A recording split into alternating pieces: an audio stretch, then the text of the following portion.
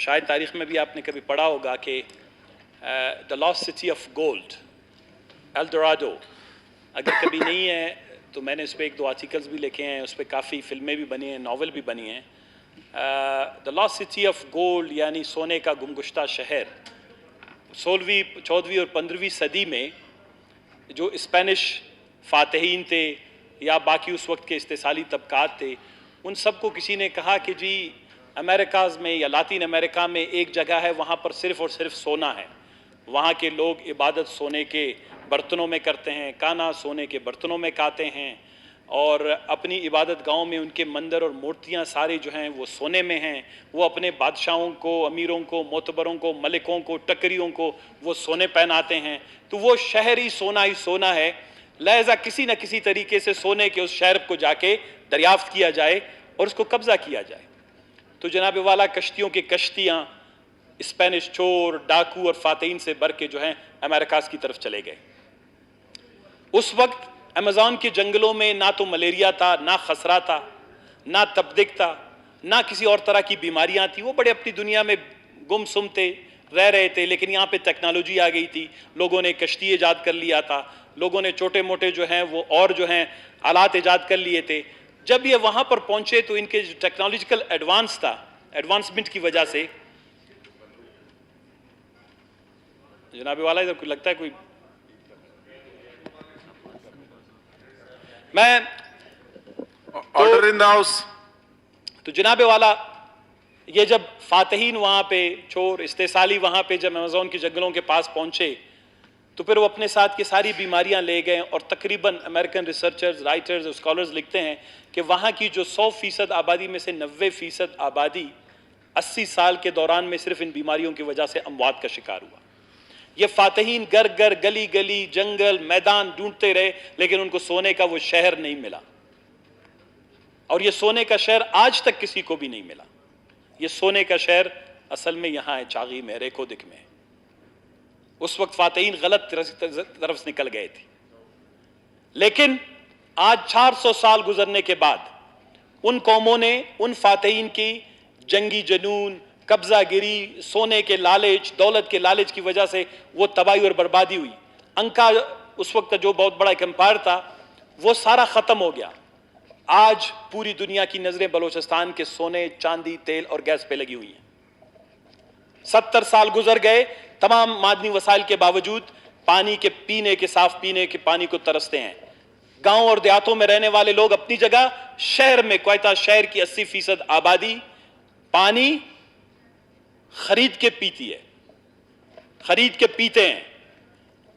और यह खरीदा हुआ पानी इस वक्त उसको देखा जाए वो जनाब वाला अद्वियात की कीमत से भी ज्यादा महंगी है। गांवों को तो छोड़ें, चागी को छोड़ें, लसबेला को छोड़ें, खरान को छोड़ें, मूसाखेल को छोड़ें, बुलेदा और जामरान और मकरान को छोड़ें, वहां तो लोग तसव्वुर भी नहीं कर सकते, अभी तक कुएं का पानी पीते हैं। कहने का मकसद यह है कि जनाब वाला दुनिया में जहां पर भी सोना, चांदी, दौलत होता है वहां पर पूरी दुनिया की नजरें लगी होती हैं। अगर वहां के हुक्मरान, वहां के आकिमीन, वहां के हुकूमत और वहां के इदारे, इंस्टीट्यूशंस, उनको यह पता ना हो कि हम कितने अमीर तरीन मुल्क के नुमाइंदे हैं, तो जनाब वाला उनके साथ यही होता है जो अंका एम्पायर के साथ हुआ, जो लातिन अमेरिका के, जो अमेज़न में रहने वाले जंगल वालों के साथ हुआ। उनकी नस्लें तबाह हो गई, उनके घर-बार तबाह हो गई, उनके कल्चर तबाह हुआ और वहां पर उनको कुछ भी नहीं मिला। आज 1993 में, 1993 में जब बलोचिस्तान में एक निगरान हुकूमत कायम थी, general Rahimuddin, governor Rahimuddin, brigadier Rahimuddin Durrani साहब उस वक्त गवर्नर थे। एक तो अफसोस है कि सरकार वाले कुछ सुनते ही नहीं है। और जनाब वाला, एक तो आपकी रूलिंग आपने दी थी कि कोई आएंगे हुकूमती अराकीन, ज्यादा से ज्यादा तादाद में हम समझे थे कि सोने चांदी और बलूचिस्तान की दौलत की बात है, तो जो आए भी उनकी भी दिलचस्पी बहुत कम नजर आती है। तो जनाब स्पीकर, ये जो 1993 में ब्रिगेडियर गवर्नर जो अपने रहीम दुरानी साहब थे, नसीर मेंगल साहब उस वक्त निगरान वजीर आला बने। 10 या 15 जुलाई 1993 में अता जाफर साहब बीजीए के चेयरमैन बना दिए गए अचानक। 10 से 15 दिनों के दौरान वहां पर रेकोदिक के हवाले से बीएचपी नाम की एक बहुत बड़ी कंपनी, जो दुनिया में सोने, चांदी और तांबे के हवाले से अपना बहुत ही एक मार्फत रखते हैं, बहुत पैसे वाली है, उनके साथ इतनी दौलत है कि पाकिस्तान जैसे 8-10 ममालिक को एकजा करें, उन कंपनियों की दौलत भी पाकिस्तान से ज्यादा है। तो BHP यहां पे आई, ना यहां पे कोई असेंबली थी, ना यहां पे मुंतखब नुमाइंदे थे, ना यहां पर एक बहुत ही संजीदा, बाकिरदार और बाहमल, बासलाहियत ब्यूरोक्रेसी थी। माजरत के साथ अगर उस वक्त की ब्यूरोक्रेसी में से कोई अभी इधर है, तो जनाबे वाला वो इतना बड़ा सा तहरीर उठा के ले आए जिसकी अंग्रेजी हमारे बहुत से ब्यूरोक्रेट्स पढ़ भी नहीं सकते थे। वो यहां पर ले आए, 10 दिन के अंदर अता जाफर साहब फाइल हाथ में उठाए, खुद दफ्तर में दफ्तर जाते गए और उसको कि जी ये हमने फाइल दस्तखत करनी है कि दुनिया की बहुत बड़ी कंपनी आ रही है जो BDA के साथ एक जॉइंट वेंचर करना चाहती है, सोने और चांदी और तांबे की दरियाफ्त करेंगे और फिर इसके बाद बहुत बड़ी माइनिंग होगी। को कि BGA बलूचिस्तान डेवलपमेंट अथॉरिटी जब बनी थी 1970 में, BDA को खुद ये इख्तियार नहीं था कि किसी इंटरनेशनल कंपनी के साथ ज्वाइंट वेंचर करे। पाकिस्तान में कॉन्स्टिट्यूशनली, लीगली ये किसी के पास ये राइट ही नहीं था कि आप किसी के साथ बैठकर जो है वो एक फॉरेन कंपनी के साथ बैठ के आपके एक एंटिटी वो ज्वाइंट वेंचर करे। हुकूमत कर सकती थी, लेकिन BDA एज एन एंटिटी उन्होंने जनाबे वाला एक ज्वाइंट वेंचर का मुआहदा 29 जुलाई 1993 को किया। किस जगह के लिए? रेकोदिक के लिए। और रेकोदिक क्या है? ये मैग्नेटिक आर्क जिसको कहते हैं, टाइटान का मैग्नेटिक आर्क, ये बहुत से बर्रे आज़मों से गुजर के आता है और ये बलूचिस्तान और अफगानिस्तान में जब दाखिल होता है ईरान में, तो इसमें सबसे ज्यादा सोने, चांदी और तांबे के ज़खायर और डिपॉजिट यहां पे हैं, और भी काफी रेयर अर्थ मिनरल्स इस इलाके में हैं। तो जनाबे वाला जब ये मुआहदा साइन हुआ, मुआहदे की दस्तखत के बाद कोई मेरे ख्याल में सितंबर 1993 में, 2 महीने के बाद, होता क्या है, यह बलूचिस्तान की तारीख का बल्कि दुनिया की तारीख का सबसे बड़ा गोल्ड, कॉपर गोल्ड का स्कैंडल अगर कह सकते हैं तो कहा जा सकता है। सितंबर 1993 में बलूचिस्तान का एक उस वक्त का रूल हुआ करता था, BMR, Balochistan mining concession rules 1970। उसमें जनाबे वाला 13 तरामीम की गई। 13 तरामीम की गई। इस BHP को 13,000 एकड़ के करीब इलाका जो है सोने और चांदी की दरियाफ्त के लिए। और ये मेरे पास एक कॉपी 1970 के रूल की है जिसमें वो खुद बैठते थे यहां पे बलूचिस्तान में आके, वो खुद उन्होंने बैठकर जनाबे वाला तरामीम्स की कि उनको किस तरह का कंसेशन चाहिए, NOC चाहिए, एडमिनिस्ट्रेटिव सपोर्ट चाहिए, 10 के करीब उनको लाइसेंस, प्रोस्पेक्टिंग लाइसेंस चाहिए, उनके अलावा जनाबे वाला उनको जो है बड़े जितने भी कंसेशंस चाहिए। और तो छोड़ें, BHP जिस तरह मैंने कहा माल और दौलत में पाकिस्तान जैसे 7 ममालिक को एकजा की जाए उससे ज्यादा दौलत रखता है, 35 लाख रुपए माफ करवाने के लिए भी उसमें तरामीम डाल दी गई। शर्म का मुकाम है। 13 तरामीम जो है BMR Balochistan mining concession rules में 1970 के सिर्फ और सिर्फ BHP को सपोर्ट देने के लिए की गई। इसके अलावा जनाबे वाला जब 2000 के करीब, जो 2000 में जब हम नए सदी में दाखिल हो रहे थे, तो उस वक्त दोबारा से इन्होंने कुछ कोशिश की कि कुछ डिस्कवरियां की, लेकिन उन्होंने नहीं किया। उनको पता था कि मैं ऐसे कौम हमारे हाथ लग गया है जिसको न अपनी दौलत से मोहब्बत है, न जिसको अपनी जमीन से मोहब्बत है, न जिसको अपने सोने चांदी से मोहब्बत है, जिसको न अपने बच्चों के मुस्तकबिल से मोहब्बत है। इनको मोहब्बत है 2-4 रुपए से मोहब्बत है। हमने 2-4 रुपए देके इनसे इतनी मराहत हासिल कर ली। तो उन्होंने क्या किया जनाबे वाला, इतनी पावरफुल कंपनी थी कि वो गए, उन्होंने पाकिस्तान में नेशनल लेवल पर पाकिस्तान का जो माइनिंग पॉलिसी है, एक नई नेशनल मिनरल पॉलिसी उन्होंने इस्लामाबाद की सतह पर ड्राफ्ट करवाया। और उसके बाद आके उन्होंने बलूचिस्तान की हुकूमत को कहा जनाबे वाला हमने नया जो है नेशनल मिनरल पॉलिसी बनी है 2000 में, तो लिहाजा हुकूमत बलूचिस्तान भी अपनी मिनरल पॉलिसीज को जो है अपडेट करे या अपनी पॉलिसियां नहीं बनाए। तो क्या होता है जनाबे वाला, एक कंपनी है जिसको कहते हैं रिया बार्कर जिलिट फर्म, जो पूरी दुनिया में लीगल, कॉन्स्टिट्यूशनल, ड्राफ्टिंग के हवाले से सर्विसेज प्रोवाइड करता है। उनके फर्म्स लाहौर में भी एक उनकी ब्रांच है, पूरी दुनिया में है। तो जनाबे वाला ये BHP वाले जाके उस कंपनी को हायर करते हैं, हुकूमत बलूचिस्तान के पास आते हैं, कहता है हमने तो रूल अपडेट करना है लेकिन हमारे पास लोग नहीं है, हमें पता नहीं है लॉ होता क्या है, लीगल इश्यूज होते क्या हैं, ड्राफ्टिंग होता क्या है। और आपको याद होगा मैंने आज से 6 महीने पहले यहां पर बात की थी कि बलूचिस्तान की अपनी नेचुरल रिसोर्स पॉलिसी नहीं है। और यह भी खुदा का शुक्र है, हमारी 6 महीने पहले की स्पीच के बाद हुकूमत बलूचिस्तान ने कुछ पेशरफ्त की है। गो कि मैंने अभी तक पढ़ा नहीं है, ड्राफ्ट आया हुआ है, कब असेंबली में आएगा। इसी तरह की सूरत हाल थी जनाब वाला, अगर 15-20 साल से किसी के पास पॉलिसी ना हो तो उन्होंने आके हुकूमत बलूचिस्तान को कहा। तो बलूचिस्तान में कुछ हमारे जितने भी बैरोक्रेट्स थे उन्होंने कहा जी फिर आप हमें इस सिलसिले में क्या मदद कर सकते हैं। उन्होंने कहा हम आपकी मदद करेंगे, हम आपको एक फर्म है वो लाके दे देंगे, उसका फीस हमारे ऊपर, वो आपके लिए जो है बलूचिस्तान माइनिंग रूल 2000 बना देगा।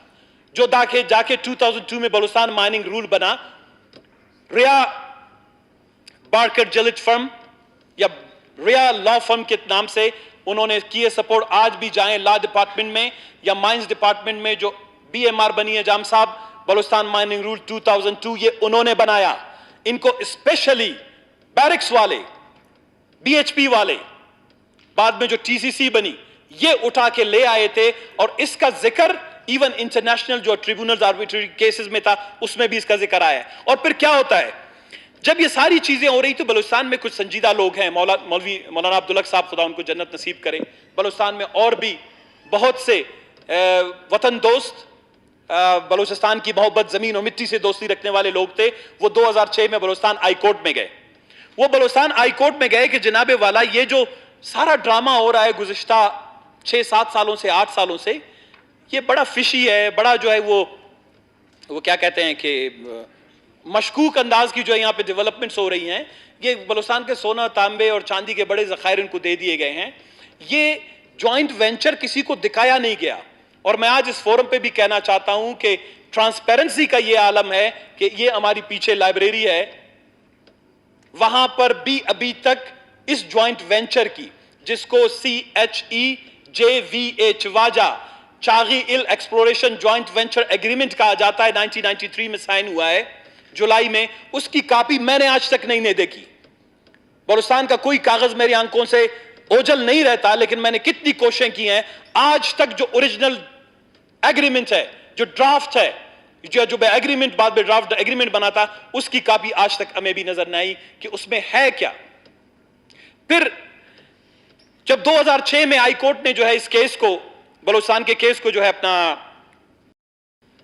यहां पर खारिज कर दिया, तो इन्हीं दोस्तों में से मौलाना अब्दुल हक साहब समेत काफी लोगों ने जाकर सुप्रीम कोर्ट में इसको चैलेंज किया कि जनाब वाला ये तो बहुत बड़ी ज्यादती हुई है। बलूचिस्तान हाई कोर्ट ने जो है इसको वैलिडेट करार दिया है, उन्होंने कहा कि ये बिल्कुल सही है, ये कानून और आइन के मुताबिक है, लिहाजा ये सुप्रीम कोर्ट में चले गए।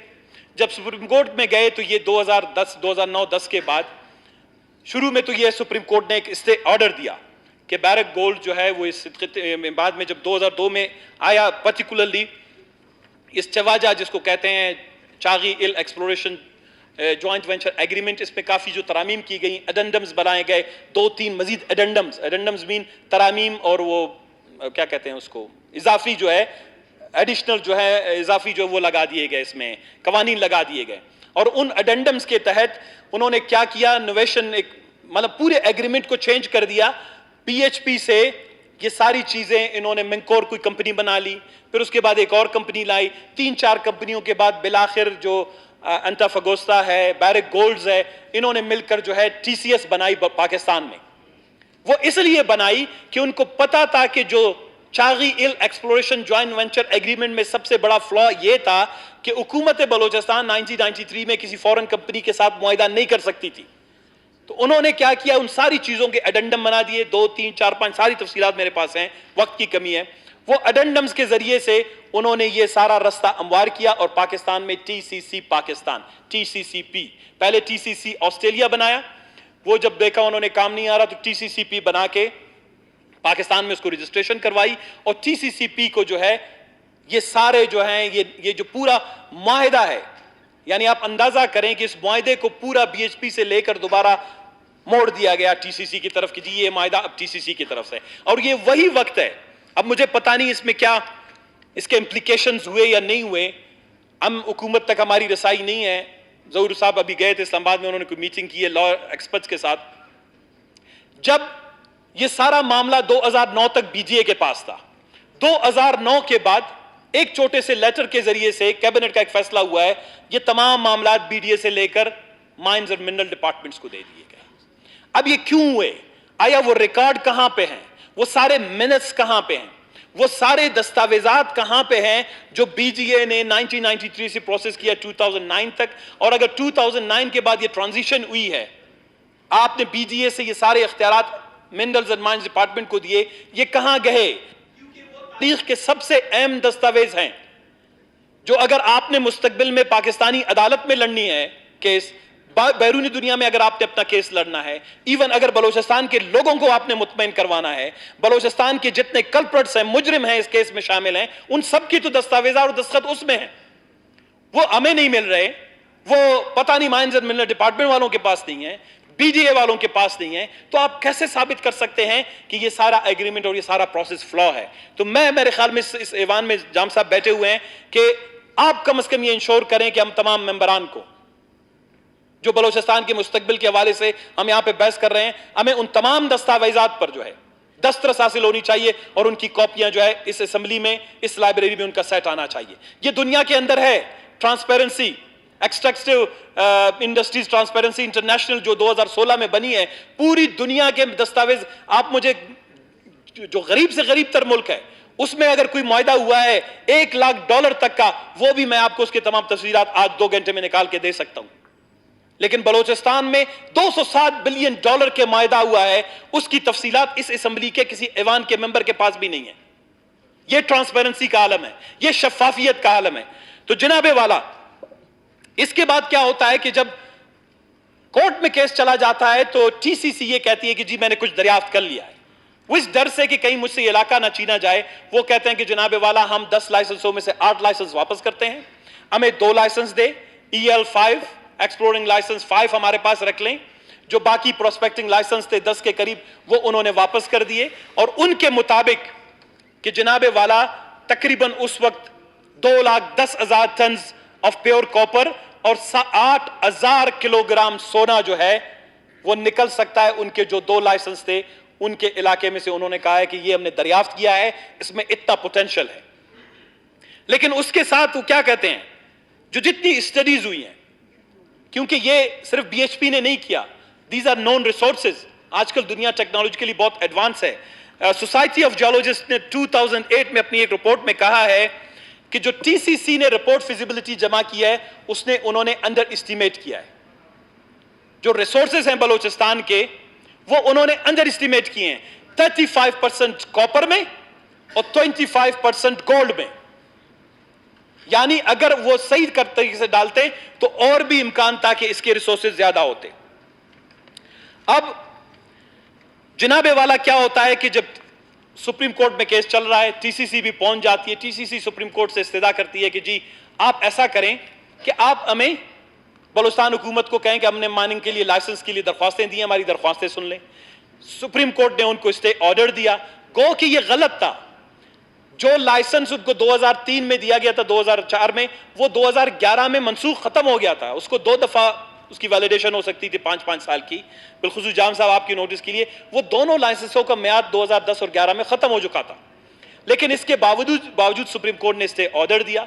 वो यहां पर लाइसेंस के लिए आए। सबसे पहले वो माइंस और मिनरल डिपार्टमेंट गए। माइंस एंड मिनरल डिपार्टमेंट में जो कमेटी बनी थी, माइंस एंड मिनरल की एग्जीक्यूटिव कमेटी, लाइसेंसिंग के हवाले से उन्होंने उनकी दरख्वास्त मुस्तरद कर दी। फिर उसके बाद वो सेक्रेटरी माइंस एंड मिनरल के पास चले गए, उन्होंने भी उनकी ये दरख्वास्त मुस्तरद कर दी। इसके बाद जब केस सुप्रीम कोर्ट में चला 2013 में, लैंडमार्क डिसीजन जिसको कहते हैं, कि बहुत ही अहम फैसला सुप्रीम कोर्ट का आया कि जनाबे वाला ये जितना भी मुआहदा हुआ है ये गलत हुआ है। अब सुप्रीम कोर्ट ने किन ग्राउंड्स के ऊपर जनाबे वाला इस मुआहदे को गलत करार दिया, ये बहुत ही इंपॉर्टेंट है इस असेंबली के लिए, इस फोरम के लिए। हम में से काफी लोगों को मीडिया का सामना करना पड़ता है, पब्लिक का सामना करना पड़ता है। हम बलूचिस्तान के रिप्रेजेंटेटिव में किसी सेमिनार और फोरम में जाते हैं, हमें अपने माल और दौलत के हवाले से होने वाले फैसलों का अगर पता ना हो, यह हमारे लिए शर्म की बात है। तो जनाबे वाला यह फैसला जो सुप्रीम कोर्ट का हुआ था उसकी कॉपी मेरे पास पड़ी हुई है। सुप्रीम कोर्ट ने कुछ अहम ग्राउंड्स पे इसको पब्लिक पॉलिसी और पर्टिकुलरली एक और ऑर्डर है जिसमें इन्होंने बिलखुसूस इसको मुस्तरद कर दिया, वो ये था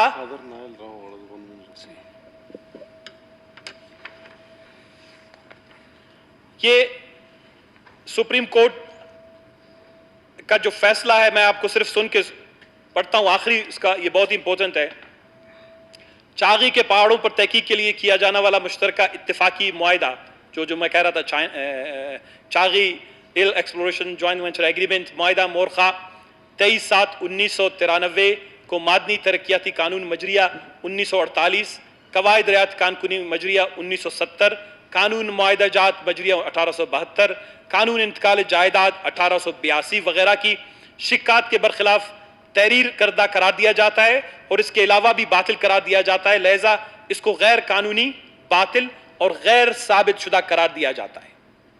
अब ये जो उर्दू में बातिल, ये 2-3 और जुमले जो इसमें कहे गए हैं, गैर साबित और गैर कानूनी, ये उन चीजों के साथ एडिशन है। वो क्या है? सुप्रीम कोर्ट ने बिलखुसूस 2 चीजें, क्योंकि जो मैं इंटरनेशनल लॉ का भी स्टूडेंट हूं, कॉन्स्टिट्यूशनल इश्यूज का भी, 2 बड़ी अहम चीजें हैं जो वहां पर सुप्रीम कोर्ट ने जो है उनका हवाला दिया और उन पे बात भी की। मुझे याद है ये इसी दौरान में, और पर्टिकुलरली वो ये है कि international institute for the unification of private law, उसका जनाबे वाला एक स्पेशल आर्टिकल है जिसके तहत यह करार दिया गया है कि किसी भी जगह पर अगर कोई बैरूनी कंपनी एक इलाके में जाती है, अगर उस इलाके की हुकूमत के पास, वहां उसके इदारों के पास, वहां वो कैपेसिटी नहीं होती, वो सलाहियत नहीं होती कि वो कोई मुआहिदा कर सकें, पढ़ सकें या मुआहिदा बना सकें या मुआहिदे को अपने मुफादात के तहत, अपने अवाम के मुफादात के तहत ड्राफ्ट न कर सकें, तो ऐसे मुआहिदात की बैनुल अक़वामी सतह पर कोई हैसियत नहीं होती। इसको कानूनी चोरी कहते हैं। और इसके लिए दुनिया में बहुत बड़े 2-3 बड़े लॉज हैं। इसके अलावा पर्टिकुलरली एक न्यूयॉर्क कन्वेंशन है। न्यूयॉर्क कन्वेंशन में एक जगह क्लियरली कहा गया, उसका आर्टिकल 5 है कि आप किसी कौम के ऊपर, मजलूम महकूम कौम जिस तरह हम हैं, गो कि हमारे कुछ बाहिम्मत या बेहिम्मत ब्यूरोक्रेट्स की वजह से हमारी मालो दौलत पे इतना बड़ा कदगन लगा है, तो आप इन 2 इंटरनेशनल लॉज की शक्ल में आप ऐसे फैसले किसी के ऊपर लागू नहीं कर सकते। और ये इन कवानीन के साथ बाकी कवानीन को मिलाकर सुप्रीम कोर्ट ने एक बहुत ही क्लियर फैसला दिया है। रेको दिक के हवाले से कहा जाता है कि जी चौधरी इफ्तिखार साहब का फैसला था या किसी और का फैसला, ऐसी कोई बात नहीं। उसमें 3 जजेस थे, चौधरी इफ्तिखार साहब बेंच को ऐड कर रहे थे, लेकिन जो बाकी वहां पर जज साहिबान थे वो यकसां तौर पर उन्होंने इस फैसले को दिया। और वो जज साहिबान जो 3 थे, ताकि तारीख में गवाह रहे कि उसमें गुलजार अहमद साहब थे, शेख अजमत सईद साहब थे, जो जिनमें से 2 अभी तक जो है इस वक्त सुप्रीम कोर्ट के जज हैं। तो जो फैसला था वो बिल्कुल बलोचिस्तान के मुफादात के बरहक्स था। लिहाजा अब क्या होता है, अब गड़बड़ कहां आती है?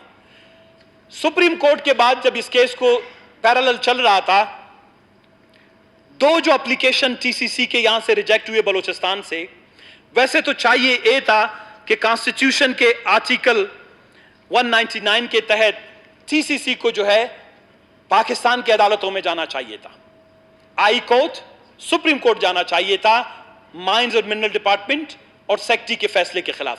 आप सेक्रेटरी के फैसले के खिलाफ बराह रास्त इंटरनेशनल कोर्ट में जा नहीं सकते। तो अब यहां पे क्या हुआ, और ये अभी भी होने जा रहा है। पर्टिकुलरली सरदार साहब, थोड़ी सी आपकी तवज्जो चाहिए। जो गलतियां हमसे 2011 और 12 में हुई,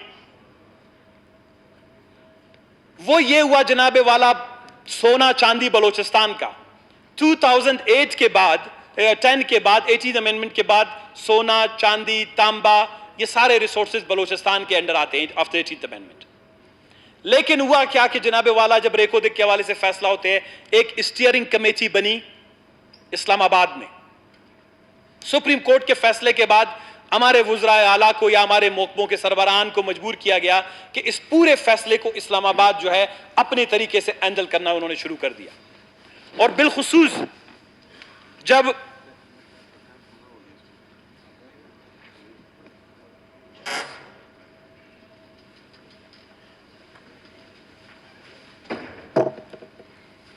वेलकम मिस्टर चेयरमैन।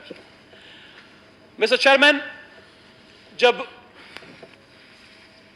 2013 में सुप्रीम कोर्ट के फैसले के बाद कुछ और जो डेवलपमेंट हुई, एक तो ये था कि वफाकी हुकूमत ने यह तमाम तर मामला अपने हाथ में ले लिया और हुकूमत बलूचिस्तान का इसमें किरदार बिल्कुल जीरो या माइनस, जिसकी वजह से यह था कि वफाकी हुकूमत ने बलूचिस्तान से पैसे लिए और वकला जो है उन्होंने अपनी मर्जी से लाहौर से, इस्लामाबाद से और फिर लंदन में जाकर टोनी ब्लेयर की बीवी मोहतरमा शैली ब्लेयर जो है वहां पर एक लॉ फर्म चलाती हैं, उनको उन्होंने हायर किया। मुझे अंदाजा नहीं है, मैं कह नहीं सकता। मिस्टर चेयरमैन, ऑर्डर, अगर आप ऑर्डर करवा दें हाउस। मिस्टर चेयरमैन, तो ये जो वकला हैं 3 से 4 के करीब। सना साहब, एक चीज पूछना चाहता हूं कि 11-12 में जो आपने कहा कि हुकूमत बलूचिस्तान ने क्या फैसला किया, वो सही था या गलत था? और आपने सुप्रीम कोर्ट के फैसले को क्या कहा, ये बलूचिस्तान के अवाम के बरक्स था और वो गलत था या सही था? और आज ये आप जरा क्लियर कर दें। मैं जनाब वाला, वो ये है कि जो हुकूमत बलूचिस्तान ने उस वक्त उसको जो माइनिंग लाइसेंस के लिए दरख्वास्तें दी गई, अब जरा मैं उनकी तफसील ये भी बता दें कि अक़वाम मुत्तहिदा में जो केस ले जाया गया, ये बलूचिस्तान हुकूमत या पाकिस्तान हुकूमत की तरफ से गया? बात करने दें। अक़वाम मुत्तहिदा में कोई नहीं गया, वर्ल्ड बैंक का है, उसको international centre for settlement of investment dispute कहा जाता है, एक्सिट कहा जाता है उसको। वो वर्ल्ड बैंक की एक सालिसी का इदारा है, तमाम दुनिया के जो ममालिक हैं उन्होंने उसके हवाले से दस्तखत किया है कि हमारे जो भी तिजारती तनाज़ात होंगे, हमारे इन्वेस्टमेंट के सरमायाकारी के तनाज़ात होंगे, वो हम आपके एक्सेट में ले आया करेंगे, बशर्ते कि हमने आपके साथ कोई मुआहदा किया हो। जनाब वाला, ज़मरक साहब ने बड़ा अच्छा सवाल किया कि 2011 में, उमरानी साहब कम में सब्र करें, उमरानी साहब थोड़ी सी तवज्जो चाहिए। ये जो 2011 में हुकूमत बलूचिस्तान ने उनका एप्लीकेशन जो उनकी दरख्वास्त थी टीसीसी की मुस्तरद की, क्या वो सही था या गलत था? मैं इसलिए कहता हूं कि वो सही था, इस वक्त सुप्रीम कोर्ट में केस चल रहा था, बलूचिस्तान की ब्यूरोक्रेसी को यह पता था कि हमारी सारी चीजें ऑब्जर्व हो रही हैं। उस वक्त जो दरख्वास्त जमा की गई थी वो ये था कि 75% टीसीसी का हिस्सा होगा, 25% हुकूमत बलूचिस्तान का हिस्सा होगा, बशर्ते, बहुत बड़ा कंडीशन लिखा था, बहुत बड़ा बशर्त था। बशर्त क्या है कि हुकूमत बलूचिस्तान 25% कैपिटल इन्वेस्टमेंट करे, 25% का जो पैसा हमें दे, और इसके साथ फिर हम 2% रॉयल्टी देंगे। पूरी दुनिया में कॉपर गोल्ड पे रॉयल्टी 4% है, 3.7% है। तो उस वक्त जब ये एप्लीकेशन उनके सामने आया था, मैं उस वक्त पे था, मौजूद नहीं था, लेकिन मुझे इतना अंदाजा है because I was following the supreme court अपना प्रोसीडिंग्स, मैं उस पर कंटिन्यूसली कमेंट भी करता था, लिखता भी था। तो उस वक्त ये हुआ कि हुकूमत बलूचिस्तान कैसे एक मुआहिदा तस्लीम करेगा कि आप मेरी जमीन, मेरे सोने और चांदी को अहमियत नहीं देते, आप कहते हैं आप मेरे पास इन्वेस्टमेंट में पार्टनर है एक शर्त पर 25%, अगर आप 25% के बराबर का पैसा मुझे देंगे, यानी हम अगर 100%, हम अगर कोई 100 या 80 बिलियन डॉलर जो खर्च कर रहे हैं उसमें से आप 25% पैसा देंगे तो 25% मुनाफा ले जाएंगे। अगर आप 25% पैसा आपके पास नहीं है, हम आपको पैसा कर्ज पे देंगे और वो फिर इंटरनेशनल रेट पर हम आपसे इंटरेस्ट रेट लेंगे प्लस 2% टीसीसी के लिए और इंटरेस्ट रेट लेंगे। तो उन्होंने जो एग्रीमेंट बनाया था उसके मुताबिक तो बलूचिस्तान को लेने के देने पड़ जाते, सोना भी गया, चांदी भी गया, तांबा भी गया, ऊपर से कर्ज भी लिया, वो कर्ज भी ब्यूरोक्रेसी गाड़ियां में कहा जाती, और उसके बाद बलूचिस्तान के अवाम कर्जे पे कर्जा, पैसे पे पैसे दे जाते। That was one of the, क्या कहते हैं कि one of the worst type of agreement drafted bye a legal expert. वो जिसने भी ड्राफ्ट किया था उसने मैं आपको नहीं कह रहा हूं कि टीसीसी या बैरक को कोई छोटी चीज नहीं समझे, दुनिया में 35 के करीब इस वक्त डिस्प्यूट्स हैं बैरक्स के। अफगानिस्तान में आयनक का प्रोजेक्ट पे काम क्यों रुक गया है? इसलिए कि वहां पर वो दूसरा बिडर आया, पहला बिडर वो आ नहीं सका। जब वो दूसरे नंबर पे आया तो उसने 1000 साजिशें खड़ी करवा दी अफगानिस्तान में, 2 बड़े माइनिंग के बहुत ही ट्रांसपेरेंट प्रोसेस से जो लीज हुए थे वो उन पे आज तक काम शुरू नहीं हो रहा है। करते हैं, दुनिया में लोग साजिश करते हैं। आजकल तो किसी की अच्छी भेड़ बकरी जो अब बाहर बांधे लोग चोरी करके ले जाते हैं। आपका सोना चांदी है, आपके ख्याल में क्या आपके खिलाफ साजिशें नहीं होंगी? बात यह है कि आपकी लीडरशिप कितनी काबिल, कितनी हैल, कितनी दानिशमंद है, वो इन चीजों को समझती है। एक एक लफ्ज कानून में। और ये जब मैं आपको कह रहा हूं कि आज बलूचिस्तान फंसा, कैसे फंसा? बलूचिस्तान फंसा है 3 एडेंडम की वजह से। ये जो चवाजा है, चागी हिल एक्सप्लोरेशन जॉइंट वेंचर एग्रीमेंट में 2 दफा आपने उनको जो रिलैक्सेशंस दी, आप फंसे हैं इसकी वजह से। मैं इसीलिए कहता हूं वो रिकॉर्ड ले आए, जो भी ब्यूरोक्रेसी उस वक्त उसमें शामिल आल थी उनको अतकड़ियां लगाएं और बलूचिस्तान के अवाम के सामने पेश करें।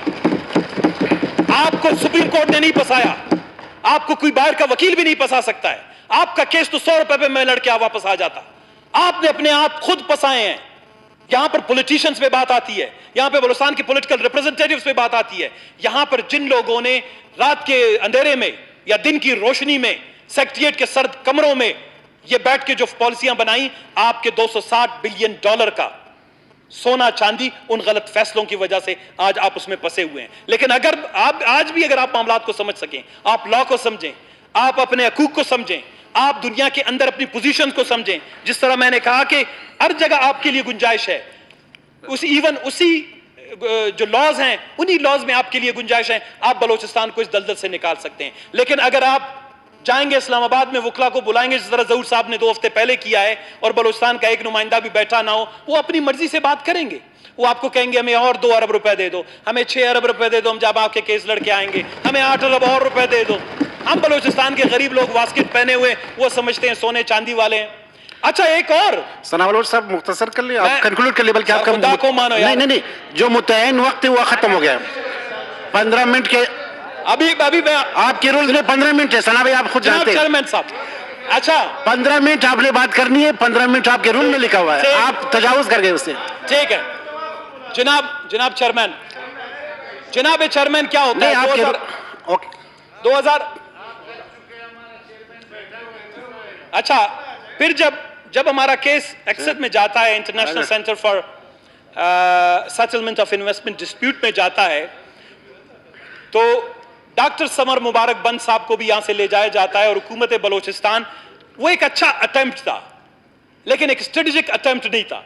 मैं लॉ में हम जब चीजों को करते हैं कभी कभी, that was not a very legal and strategic attempt at that time. वो ले गए यहां से, उन्होंने कहा कि जी बलूचिस्तान में हम खुद अपना सोना चांदी तांबा निकालेंगे, रिफाइनरीज लगाएंगे, हम अपनी इंडिजीनियस जो क्या कहते हैं कि फैक्ट्री लगाएंगे। और उन्होंने क्या बनाया, बलूचिस्तान कॉपर गोल्ड प्रोजेक्ट्स के नाम से एक इदारा बनाया। इसकी अप्रूवल नेशनल इकोनॉमिक काउंसिल ने 2010 में दी।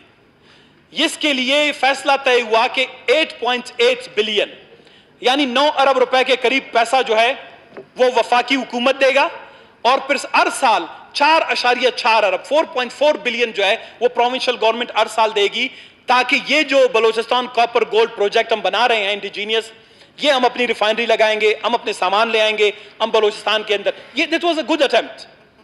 हो सकता है इंटेंशंस बड़े अच्छे थे, लेकिन इसके पीछे अब क्या है, ब्यूरोक्रेसी हुकूमत क्या होती है, प्रोक्योरमेंट का प्रोसेस कितना प्रोलॉन्ग हो करता है, टेक्निकल कितने इश्यूज हैं, लीगल इश्यूज हैं। जब ये पैसे आए तो जनाबे वाला पहले 2 साल में इनको जितने पैसे रिलीज हुए, पहले तो जिन लोगों को उन्होंने अपॉइंट किया था, ब्यूरोक्रेट्स बैठे हुए थे, वो पैसे खर्च ही नहीं कर सके, टेंडर हुए, कैंसिल हुए, जिस तरह भी बलूचिस्तान में हो रहा है। कोरिजेंडम आया, फिर कैंसिल हुए, टेंडर हुए, लोग कोर्ट में चले गए, ये हुआ।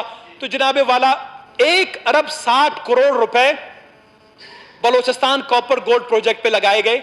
उसकी गाड़ियां भी यहां पड़ी हुई हैं, गोरा कब्रिस्तान के सामने, वहां पर कॉपर गोल्ड प्रोजेक्ट का कब्रिस्तान बना हुआ है। बलूचिस्तान कॉपर गोल्ड प्रोजेक्ट का भी एक कब्रिस्तान है गोरा कब्रिस्तान के सामने।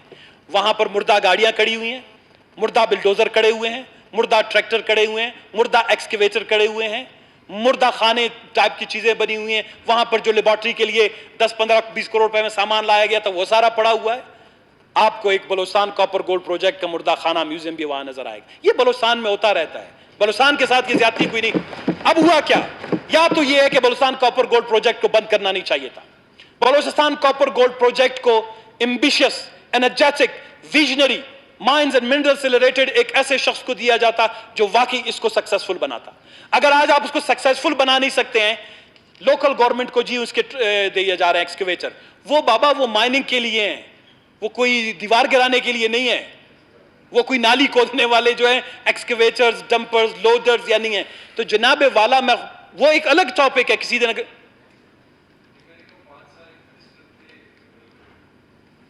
कोई भी हो, मेंगल हो, मरी हो, जाम हो, खुदा के लिए उसको हथकड़ी लगा के ले आए, कोई इसको जो है सपोर्ट नहीं करेगा। जिसने 1993 से लेकर आज तक, उसमें अगर मेरा भी किरदार नजर आ जाता है, खुदा के लिए, दैट्स व्हाई हम कहते हैं कि बलूचिस्तान में अकाउंटेबिलिटी और ट्रांसपेरेंसी है ही नहीं। ये होना चाहिए, कोई भी इसमें मुलव्विस है इन तमाम मामलात में उनको सामने आना चाहिए। जनाबे वाला मैं आता हूं आखिर में। अब देखें एक्सिट का जो फैसला आया है, आप कहते हैं वक्त की कमी है, वरना ये बहुत ही इंटरेस्टिंग, बहुत ही वो क्या कहते हैं इंट्रीगिंग केस है बलूचिस्तान की हिस्ट्री का, गोल्ड कॉपर के हवाले से।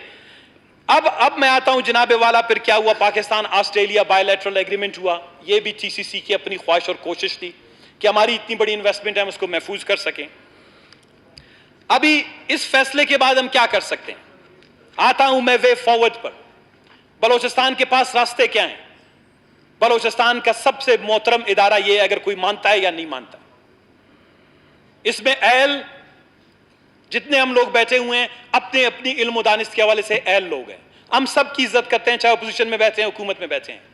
अगर बलूचिस्तान के कॉपर गोल्ड या के हवाले से अगर कोई डिसीजन होनी है कि हमने इसको इंटरनेशनल कोर्ट में चैलेंज करना है, हमने कौन सा लॉ फर्म आर करना है, हमने इसको अपने लोकल कोर्ट्स के जरिए से, एक बड़ी इंपॉर्टेंट चीज होती है लीगली कि जो एक्सिट का डिसीजन है वो इंप्लीमेंट हो नहीं सकता। जो पब्लिक पॉलिसी का लॉ है या जो मैंने आपको न्यूयॉर्क कन्वेंशन का बताया है, इसके अंडर आप इंटरनेशनल अगर आर्बिट्रेशन में गए हैं, आर्बिट्रेशन अगर वो कोई फैसला देता है इंटरनेशनल कोर्ट, उसको लोकल कोर्ट रोक सकती है।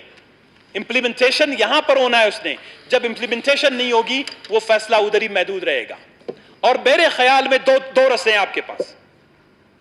उन्होंने टीसीसी ने इससे पहले हमें बेवकूफ बनाया, पैसे के जरिए से, चमक के जरिए से, लालच के जरिए से हमारी नालायकियों का फायदा उठाया। लेकिन आज बलूचिस्तान में माशाल्लाह कुछ पढ़े लिखे लोग हैं, कैबिनेट में भी होंगे, हुकूमत में भी हैं, अपोजिशन में हैं।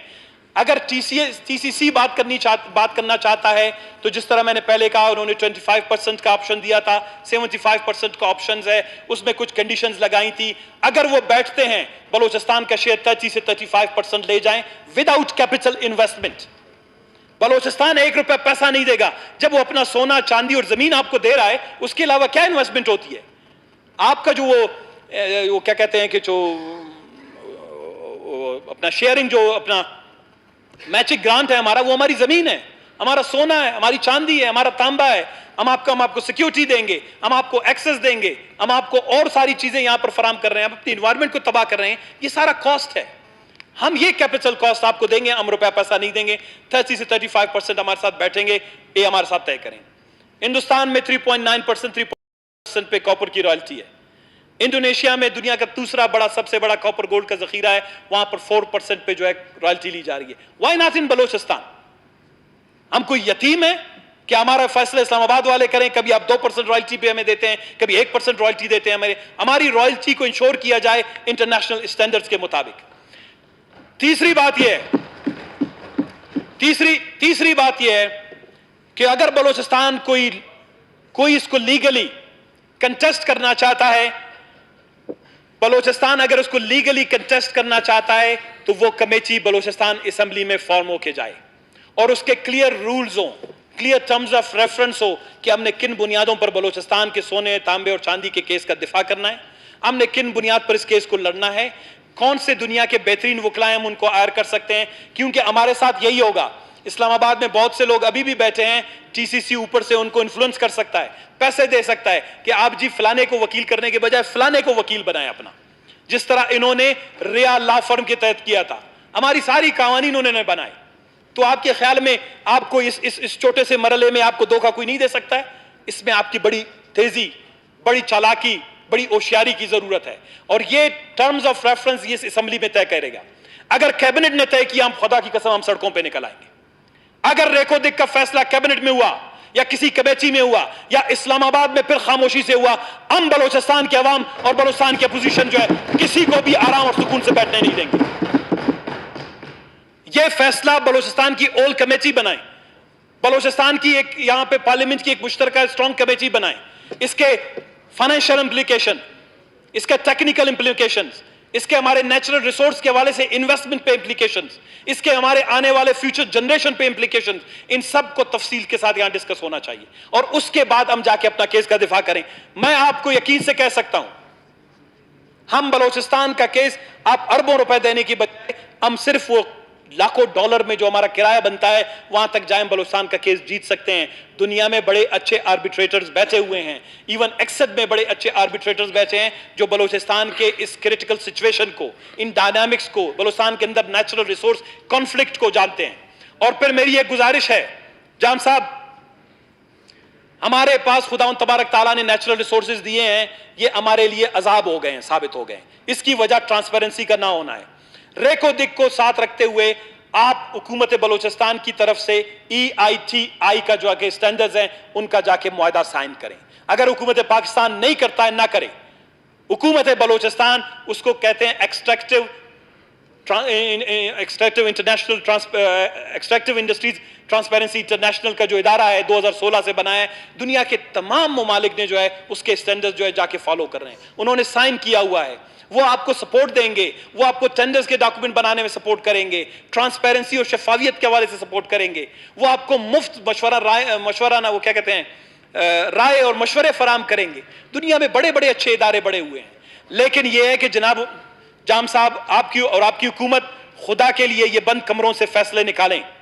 ट्रांसपेरेंसी का पहला अमल यह है कि कोई भी बात, कोई भी फैसला होना चाहिए उस इदारे में होना चाहिए ताकि पब्लिक अपनी आंखों से देख सके।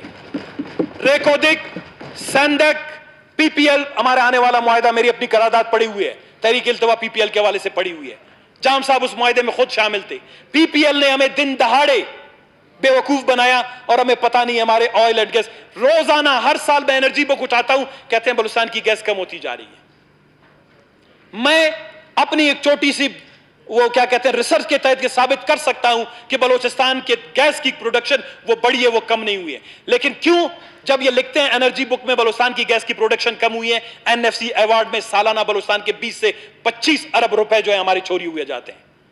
बलूचिस्तान के साथ अभी भी दिन दिहाड़े इसलिए ज्यादतियां हो रही हैं कि हुकूमत ये समझती है, हुकूमत ये समझती है कि हमने अपनी हुकूमत बनाई, कैबिनेट में बैठ के हम फैसले करेंगे, इस्लामाबाद में बैठ के वकला हायर करेंगे, किसी मुआहदे में हम जाएंगे, हमें अपोजिशन से कोई काम नहीं है क्योंकि हमने हुकूमत बना ली। ऐसे नहीं है जनाबे वाला, ये हुकूमत का नाम नहीं, ये बलूचिस्तान के अवाम की मिल्कियत है और उसका फैसला बलूचिस्तान के अवाम करेंगे। अगर रोके हुकूमत बलूचिस्तान की मिल्कियत होती, मैं ईमान से कहता कि इसका फैसला आप करें। ये हमारी आने वाली नस्लों के जो हैं एसेट्स हैं, उनका सरमाया है, लिहाजा इसका फैसला इस तरह के पब्लिक फोरम में और ओपन फोरम में होना चाहिए। हमारी किसी भी जगह पर जरूरत पड़ी, इस कौमी मसले में हम आपके साथ हैं, इसमें कोई अपोजिशन और हुकूमत का किरदार नहीं है। हमारी मशवरे चाहिए, हमारी मावनत चाहिए, हमारी लीगल और कॉन्स्टिट्यूशनल एक्सपर्टीज चाहिए। आपको किसी दुनिया के इंटरनेशनल फोरम में एक्सपर्ट लोगों के साथ कनेक्ट करने की जरूरत है। We have all that capacities, we have all that resources. सिर्फ एक दूसरे पर भरोसा करने की बात है और बलूचिस्तान के मामलात को आगे बढ़ाने की बात है। शुक्रिया जनाब चेयरमैन, उम्मीद है कि इन तमाम मशवरों पर हुकूमत की तरफ से कोई पेशरफ्त होगी और इसको एक करारदाद की सूरत में अगर आप मंजूर करवा लें तो मेहरबानी होगा, जो हमारी सिफारिशात हैं। Thank you ji, thank you, शुक्रिया।